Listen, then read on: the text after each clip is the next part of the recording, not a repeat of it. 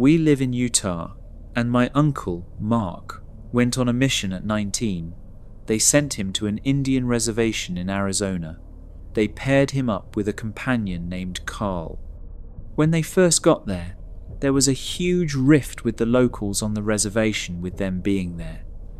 They didn't want my uncle and Carl staying on the reservation grounds. Eventually, they came to a compromise that they would stay on the outskirts in a trailer. This reservation wasn't very big and was located next to a heavily wooded area. The first night, they were trying to sleep when all of a sudden their trailer started to shake violently back and forth. Startled and not sure what was happening, they climbed under their table for cover. Mark could distinctively hear someone pushing it from both sides of the trailer, like a group of people. After about 5 minutes, it stopped. That next day, they made rounds on the reservation and were talking to the locals. Carl made a comment to one of the families that their trailer was shaking that night before. The family got very quiet and then told them they had to leave.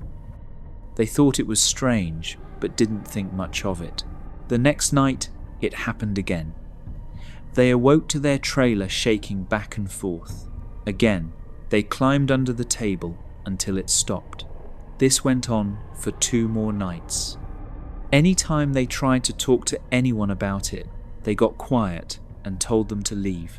Mark started thinking that, due to the tension of their arrival, the locals were doing this to scare them off the reservation. They then go into a convenience store and they were talking together about how frustrated they were with the situation. The clerk overheard and said, "They can't talk about it. It's forbidden."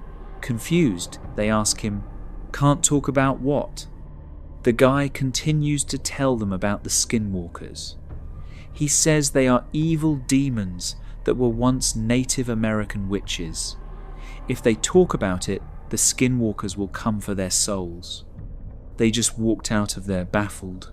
They thought it was another scare tactic. So that night, when the shaking started again, my uncle decided to be brave and confront them. He went to the trailer door, flew it open, and yelled, "Hey!" When he did that, he saw these 3 animals run off.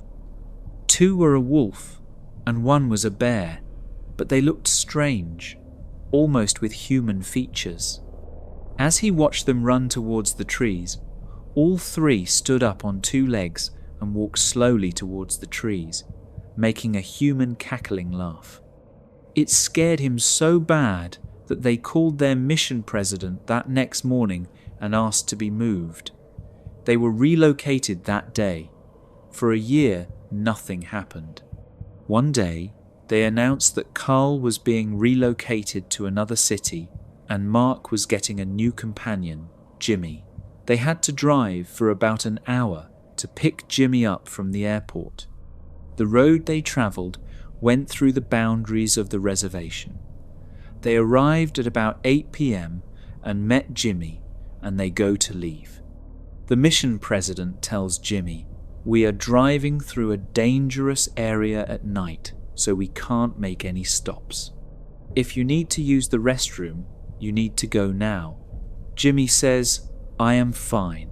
The mission president gets serious enough to even freak out Mark. "I am not kidding, go do your business."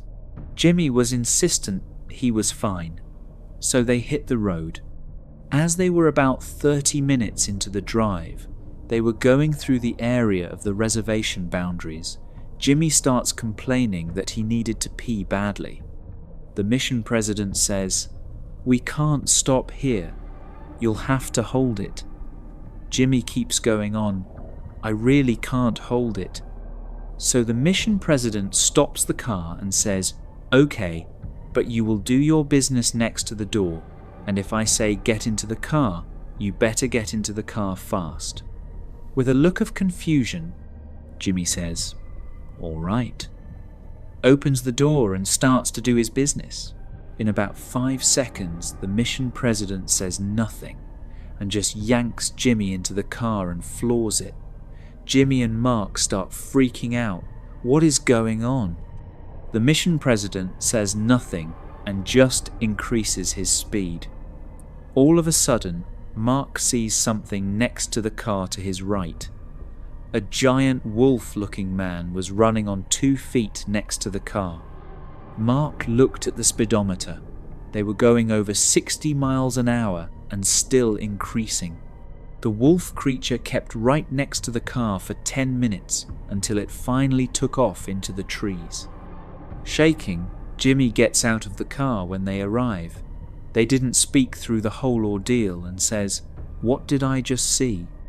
The mission president says, "Next time I tell you to take care of your business, you take care of your business." It all started with a prison legend. Supposedly, years ago, something awful and unexplainable happened in the prison. Every morning we'd be woken up and expected to stand near the front of our cells while guards visually confirmed we were present and accounted for. Apparently, about a year before I got sent there, the most brutal and unexplainable thing happened during one of these routines. A man who had a cell to himself looked very off during this check. When a guard pulled over another guard to help him check it out, they found it wasn't actually the prisoner they were expecting at all. It was a totally different man. This man was wearing the skin of the other man over him, loosely fitting, draped over him, apparently looked like a real monster. The scariest things were, though, was the guy wearing the skin was not an inmate. They had no idea how he even got into prison, let alone a cell. What's worse is that they couldn't even figure out who the hell he was. He wasn't documented anywhere. And what's worse than that, they never even found the body of the man of the skin he was wearing. Pretty grisly stuff, I know. And I realise that's not the go-to definition of a skinwalker, but that's what the prison called him, the skinwalker. Didn't help that the guy never talked, apparently. Anyway, that's what started the whole skinwalker superstition around the yard. Apparently, the guy got shipped to a different spot about a month after it happened, and just about everyone in Gen Pop felt all the better for it. I heard about the story on the second day of my stay. Hell of a story to hear to place in your home for the foreseeable future. Now on to the real shit though. Sure, that guy was the skinwalker, but all he did in the long run was get an old lifer Navajo inmate to tell everyone about actual skinwalkers. It seemed like a lot of the prison culture actually revolved around them. Now, apparently, skinwalkers are tricky to point out on the spot, but if you manage to survive around one for more than a minute or two, almost everyone can tell the mannerisms are all off. They can mimic human speech but not replicate it. They twitch manically. They have an unnatural gait while walking, but apparently they got better with experience. The old Navajo guy, his name was Carl, said that he was sure there was an actual one among the prisoners, slowly picking us off over the years. He called it the Grand Master Skinwalker at one point. Apparently, he thought it had human mannerisms down so well that you might not even be able to tell if it was your cellmate for a day or two. It had to be good, he posited one night. He would expect a skinwalker to jump at any opportunity for a kill, but this one realized it had a revolving door of people to kill coming to it, and masterfully bided its time, as Carl thought, for years. A lot of guys found humour in it. A lot more were really on edge about it. Every once in a while in prison, people snap.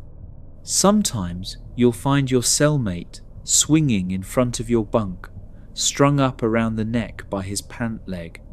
Sometimes you just can't take it anymore. But in our yard, people tended to snap in a very special way. It wouldn't be an outburst at dinner or a silent suicide in the night. Guys would just stop talking, hunch over and shuffle around. Any friendships they had would be mostly out the window. They would turn into a loner during rec time. They would let their hair hang in front, if their face. No one liked to talk about it. Like if they did, it would happen to them next. I felt the same way. I didn't know if it was a skinwalker or just people going crazy. But I didn't want to find out. It wasn't clockwork or anything, but every time someone snapped in this way, it wasn't more than a couple weeks before they were shipped off or transferred to God knows where without anyone else knowing beforehand. Then there was the nighttime occurrences. Short, loud bursts of sound echoed through my cell block during all hours of the night on a regular basis.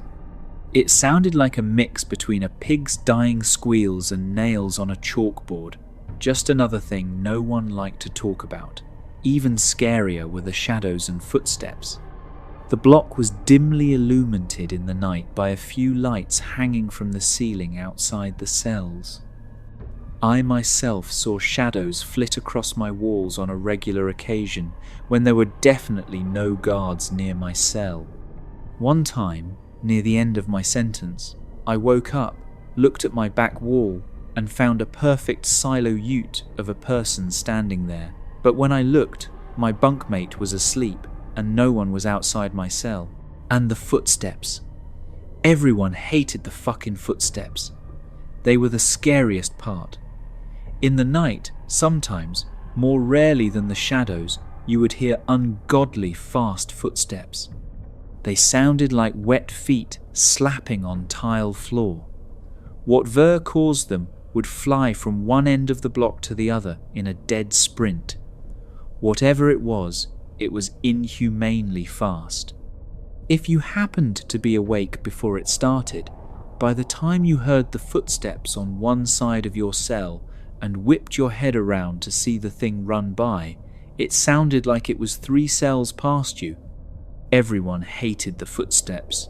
I agreed. I thought they were the worst. I was released from that place about a month ago, and I have more stories than I can count. I swear it was nearly my turn. About a week before I was discharged, my cellmate and a good friend of mine snapped in the same kind of way. I didn't sleep for an entire week. Well, I did sleep, of course, but never for more than a few minutes at a time. Never turned my back on the guy. The scariest thing? I woke up one night to him somehow snaking his body through the bars of our cell. For reference, I couldn't get anything past my shoulder through them. The worst part, though, he was coming back in to our cell. On the day of my release, I didn't say a word to him. Just left. He seemed fine with it, so was I. I had made it through 15 years of prison fights, gang disputes, and for all I know, Skinwalker abductions. I left through the front gates a free man. As I walked along the fence for the rec yard, I spotted my cellmate, standing off on his own like he had for the last week or so. I shook my head, not even really sure if it was him anymore. I took one last look over the yard, this time from the other side of the fence. I wish I hadn't. There, standing off on his own, on the other side of the yard, was Carl. Slouched over, eyeing the other inmates, and twitching manically. It happened somewhere between 1997 to 1999. I was in my late teens, and we were living in New Mexico, up near the Four Corners. My parents were pastors at a local church in a very small town. We had lived outside of town, sort of out in the middle of nowhere, and there were a few houses sprinkled around us. Surrounding was, at least where there were no houses, there was some brush and a lot of desert. Ever since we moved there, the locals told us about skinwalkers. Even people in the church warned us about them. One guy in the church swore up and down that when he was a truck driver, he saw a skinwalker in its human form running alongside his truck when we was going about 80 miles per hour. But since I didn't witness it, I just took him at his word. I had heard many different tales on the origins of the skinwalkers, both from the locals and the Native Americans.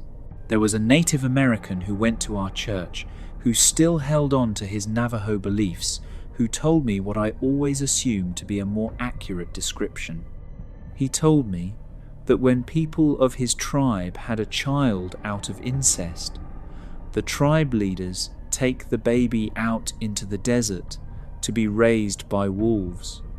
The wolves would raise it, and they would become skinwalkers, having the powers to turn into anything, animals, humans, etc. The story fascinated me. He just seemed to know for sure that this was the accurate tale.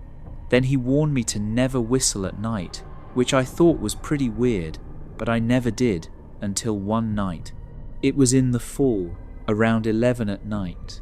I was in my bedroom, which was the furthest room from anyone in the house and near the garage, watching TV or playing PlayStation. My mother was in her bedroom. My dad was at the church studying as he always did till around midnight. My brother had a friend over that night, and they were going to spend the night on the back patio, which was a long rectangular room with screen windows all down it. Like I said, I was in my bedroom minding my business when my brother and his friend come banging on my door. Annoyed, I open the door, and my brother, who is 4 years younger than me, and his friend are both frightened. My brother said as they were in the patio goofing off, they heard someone walking around the backyard and saw what looked to be the top of a white bald head walk by the screen windows. Now, normally I would believe my brother, since he would never make this kind of stuff up, but his friend was a huge liar and had told tall tales about having been to Mars, even showing us the red dirt, which looked an awful lot like the red dirt you could find throughout the area, I might add. Of course, by this time, I had experienced a lot of paranormal stuff, but I was still skeptical. Bravely and annoyed, I grabbed my jacket and a flashlight, and the three of us went out to the patio. It was always creepy at night, because it was always so dark, and the only light came from a nearby lamppost a few yards down the street. Our backyard was insanely small, except for the right-hand side of it, which was a bit bigger, but held a trampoline which took up the better part of it. We stepped out of the patio, my flashlight shining around the yard, but saw nothing. That was when I started hearing the crunching of leaves coming from the front yard, so the three of us went through the back gate to the front yard. Now our front yard was huge and had roughly 9 apple trees. There was even a large creepy tree in the corner of the yard near the street I always stayed clear of for some reason. We had a close neighbour, literally on the other side of the wooden fence. It was a nice family that had a daughter about my brother's age, and they also had a bunch of chickens, and sometimes they would wander into our yard, so that is what I thought was walking around our front yard. Shinning the flashlight around, of course, I couldn't see any chickens, but I did see something white walk behind a tree near the wooden fence. That was when I got very curious. The three of us walked slowly to the tree. I was being the protective big brother and kept the other 2 behind me. Before I knew it, I heard a loud whoosh and felt a gust of wind like something flew by us. My brother screamed out in pain. My brother always had his shirt off, which annoyed me because back then I was overweight and very self-conscious. But I noticed on his chest he had 3 long scratches across him. Scared and shocked, my brother ran back inside the house, leaving me and his friend. It all happened so quickly, but I ran towards the street, where I was sure whatever it was had gone, his friend close behind me.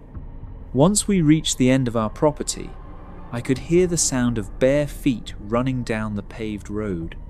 I shined my light towards the sound, but never saw anything.